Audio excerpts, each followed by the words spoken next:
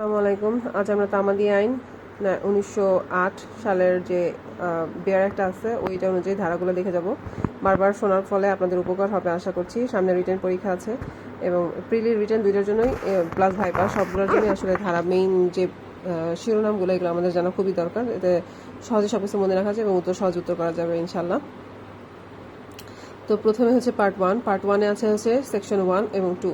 Section 1-এ আছে সংক্ষিপ্ত শিরোনাম, কার্যকারিতা, প্রবর্তন। সেকশন 2 এটা আছে ডেফিনেশন। অনেকগুলো ডেফিনেশন আছে, আপনারা একটু শর্টকাট দেখে যাবেন। বেয়ার একটা সবসময় চেষ্টা করবেন পড়ার জন্য, এতে সকলের জন্য উপকার হবে আশা করছি। তো পার্ট 2-তে হচ্ছে গিয়ে limitation of suits, appeal and application, মোকদ্দমা, আপিল ও দরখাস্ত তামাদি। এটা হচ্ছে পার্ট 2-তে আছে। পার্ট 2-তে এখন এখানে সেকশন 3-তে আছে তামাদি মেয়াদ শেষে দায়েরকৃত মামলা ইত্যাদি খারিজ। সেকশন 3-তে আছে তামাদি মেয়াদ শেষে দায়েরকৃত মামলা ইত্যাদি খারিজ। সেকশন 4-এ আছে আদালত বন্ধ থাকা অবস্থায় যখন তামাদি মেয়াদ উত্তীর্ণ হয়। সেকশন 4-এ আছে আদালত বন্ধ থাকা অবস্থায় যখন তামাদি মেয়াদ উত্তীর্ণ হয়। সেকশন 5 ক্ষেত্র বিশেষে মেয়াদ বৃদ্ধিকরণ।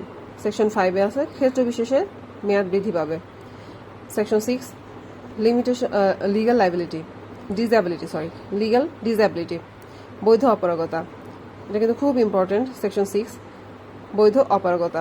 সেকশন 7 কতিপয় বাদী অথবা দরখাস্তকারী একজনের অপারগতা। কতিপয় বাদী অথবা দরখাস্তকারীর একজনের অপারগতা, কতিপয় হতে পারে বা একজনও হতে পারে, দরখাস্তকারী একজনের অপারগতা। সেকশন 7।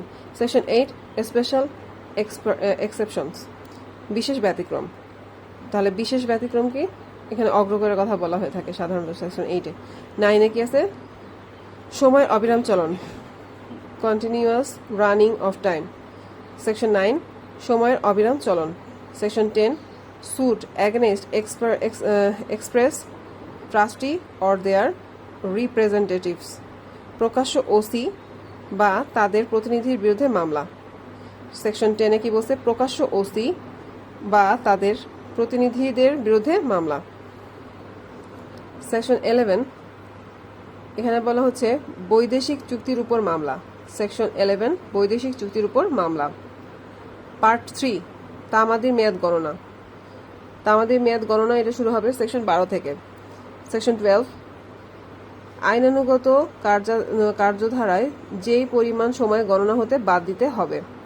আইনানুগত কার্যধারায় যে পরিমাণ সময় তামাদি গণনা হতে বাদ দিতে হবে। সেকশন 12 আইনানুগত কার্যধারায় যে পরিমাণ সময় গণনা হতে বাদ দিতে হবে। সেকশন 13 বাংলাদেশ এবং অন্যান্য কতিপয় এলাকা হতে বিবাদী অনুপস্থিতিকালীন সময় গণনা হতে বাদ দিতে হবে।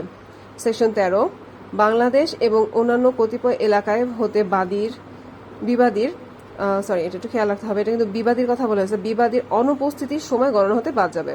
মানে আপনি যার বিরুদ্ধে মামলা করবেন সে যদি দেশের বাইরে থাকে, তাহলে যতদিন সে দেশের বাইরে থাকবে সেকশন 13-তে বলছে ততদিন সময়টা বাদ যাবে, তামাদি গণনা হতে বাদ যাবে। সেকশন 13 14-তে বলছে এখতিয়ারবিহীন আদালতে সদুদ্দেশ্যমূলক কার্যধারার যে সময় গণনা হতে বাদ দিতে হবে। সেকশন 14 এখতিয়ারবিহীন আদালতে সদুদ্দেশ্যমূলক কার্যধারায় যে সময় গণনা হতে বাদ দিতে হবে। মানে ভুলে একটা এখতিয়ারবিহীন আদালতে মামলা করছেন, তো সেক্ষেত্রে সময় যেই আপনি সদুদ্দেশ্যে এটা হতে হবে। সেক্ষেত্রে 14 ধারা বলতেছে আপনার যে সদুদ্দেশ্য যদি আপনি এখতিয়ারবিহীন আদালতে মামলা দায়ের করেন সেই সময় যে সময়টা ব্যয়িত হবে সেই সময়টা বাদ যাবে। সেকশন 15-তে বলছে কার্যধারা স্থগিত থাকাকালীন সময় বাদ যাবে। আচ্ছা, কার্যধারা স্থগিত থাকাকালীন সময় বাদ দিতে হবে। এটা হচ্ছে সেকশন 15। যদি আদালত কোনো কার্যধারা বন্ধ রাখে বা স্থগিত রাখে তাহলে হচ্ছে গিয়ে আপনার এই যে সময়টা বন্ধ থাকবে বা সেই সময়টা যে সময়টা স্থগিত থাকবে সেই সময়টা গণনা হতে বাদ দিতে হবে। সেকশন 16 ডিক্রি জারির বিক্রয় রোধ। ডিক্রি জারির বিক্রয় রোধ করিবার কার্যধারা মুলতবি থাকাকালীন সময় বাদ দিতে হবে। সেকশন 16-তে বলছে ডিক্রি জারির বিক্রয় রোধ করিবার কার্যধারা মুলতবি থাকাকালীন সময় বাদ দিতে হবে। সেকশন 16 ডিক্রি জারির বিক্রয় রোধ করিবার কার্যধারা মুলতবি থাকাকালীন সময় বাদ দিতে হবে। সেকশন 17 মামলা করিবার অধিকার অর্জনের পূর্বে মৃত্যুর ফলাফল। এখানে কিন্তু বাদী বিবাদী দুজনের মৃত্যুর কথাই বলা হচ্ছে, আপনার একটু ভিতরে যেটা আছে একটু ডিটেলসে পড়ে নেবেন। সেকশন 17 এটা কিন্তু ইম্পর্টেন্ট। তো এখানে মামলায় বাদীও মারা যেতে পারে, আবার বিবাদীও মারা যেতে পারে, এবং এদের মৃত্যুর যে ফলাফলটা এখানে 17তে আলোচনা করা হয়েছে। মামলা দায়ের করার পূর্বে অধিকার অর্জনের পূর্বে তাদের মৃত্যু হয়ে গেলে কি করতে হবে, সেক্ষেত্রে আসলে এখানে বলা হয়ে থাকে যে উত্তরাধিকারী যারা আছে তাদের বিরুদ্ধে মামলা করা যাবে। তো এটা একটু পড়ে নেবেন ডিটেলসটা। 18তে বলছে ইফেক্ট অফ ফ্রড, প্রতারণার ফলাফল। 18তে কি বলছে? প্রতারণার ফলাফল। আচ্ছা, এখানে কিন্তু অনেকগুলো শর্ত আছে, ভিতরে দেখে নিতে হবে। শর্ত আছে যে কি শর্ত থাকতে হবে, সব ডিটেলসের ভিতর থেকে একটু পড়ে নেবেন। তো বেসিক যেটা আজকে আমি শুধু ধারা সম্পর্কে ধারাগুলাই পড়ে যাচ্ছি যাতে মনে থাকে, ভিতরটা আপনাদের পড়ে নিতে মনে রাখতে হবে। Effect of fraud section 18। 19 বলছে লিখিত প্রাপ্তি স্বীকার ফলাফল। এখানে বিবাদী যদি কোনো রকমের স্বীকার করেন একবার লিখিতভাবে, তাহলে সেটা স্বীকৃত বলে একটা ফল, যে কি ফল হবে সেটা ডিটেলস আপনার ভিতর থেকে পড়ে নেবেন। এটাই 19 বলা হয়েছে। সেকশন 19 বলা হয়েছে লিখিত প্রাপ্তি স্বীকারের ফলাফল। 20 effect of payment on account or ডাপ্ট or of interest on legacy, উত্তর দায় সংক্রান্ত ঋণ পরিশোধ অথবা সুদ প্রদানের ফলাফল বন্ধকি জমির ফসল প্রাপ্তি রসিদের ফলাফল। সেকশন 20 বলছে উত্তর দায় সংক্রান্ত ঋণ পরিশোধের অথবা সুদ প্রদানের ফলাফল বন্ধকি জমির ফলাফল প্রাপ্তির রসিদের ফলাফল। মানে সুদের টাকা 20 বলছে যে সুদের টাকা বা ঋণের টাকা যদি আপনি কিছু অংশ পরিমাণ প্রদান করেন, তাহলে এটা আপনি মানে এটা যে দিতে হবে বাকি অংশটা, সেটা হচ্ছে আপনি স্বীকার করে নিচ্ছেন। ঠিক আছে, এটা ডিটেলস ভিতর থেকে পড়ে নেবেন সেকশন 20। এখন হচ্ছে সেকশন 21।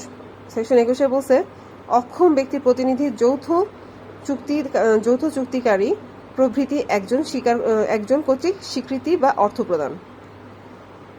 সেকশন 21 বলছে অক্ষম ব্যক্তি যে সক্ষম নয় সেই অক্ষম।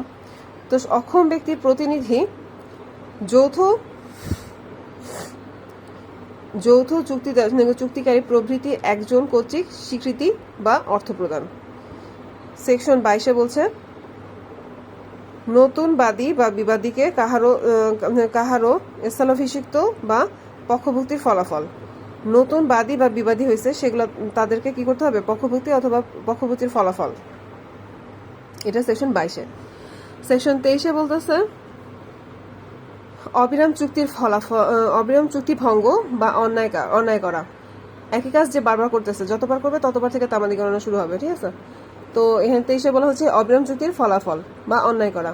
24 বলছে suit for compensation for act actionable without special damage, বিশেষ ক্ষতির কারণ না হইলে যে কাজের জন্য মামলা করা যায় না তার জন্য ক্ষতিপূরণের মামলা। আচ্ছা, সেকশন 24 বলছে ক্ষতিপূরণের মামলা। সেকশন 24, ঠিক আছে, তা বিশেষ ক্ষতির কারণ না থাকলে সেই কাজের জন্য মামলা করা যায় না তার জন্য ক্ষতিপূরণের মামলা। 25 বলছে দলিলের উল্লিখিত সময় গণনা। পার্ট 4 এখানে বলছে দখল বলে মালিকানা সত্ত্ব লাভ। সেকশন 26 সুখাধিকার লাভ। আচ্ছা, এটা হচ্ছে অ্যাকুজিশন অফ রাইট টু এজমেন্ট।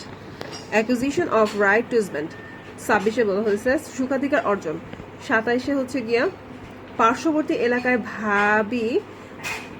এলাকার ভাবী উত্তরাধিকারীর পক্ষে সময় অব্যাহতি।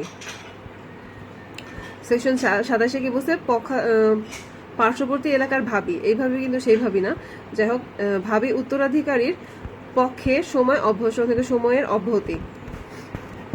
তো 28 হচ্ছে সম্পত্তির অধিকার বিলুপ্তি, সম্পত্তি থেকে আর অধিকার পাওয়া যাবে না। হ্যাঁ, এটা হচ্ছে 28 বলা হয়েছে।